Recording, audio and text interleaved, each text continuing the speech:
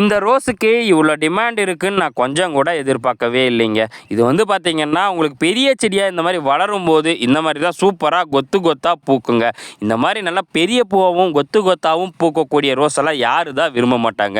என்ன ரோஸ்ன்னு கேட்டிங்கன்னா பிரியட்டமா ரோஸுங்க. இந்த பிரியட்டமா ரோஸ் வந்து பார்த்தீங்கன்னா மினிமம் ஒரு 2லிருந்து 3 மொட்டு, அதிகபட்சமாக உங்களுக்கு 10லிருந்து 20, ஏன் நல்லா பெரிய செடியாக வளர்ந்துச்சுன்னா செடி நிறைய இந்த மாதிரி பூவாக தாங்க வைக்கும். உங்களுக்கு இதே மாதிரி ரோஸ் பிளான்ட்ஸ் வேணும் அப்படின்னா மறக்காமல் சீக்கிரம் ஸ்க்ரீனில் தெரிகிற வாட்ஸ்அப் நம்பருக்கு மெசேஜ் பண்ணி ஆர்டர் பண்ணிக்கோங்க.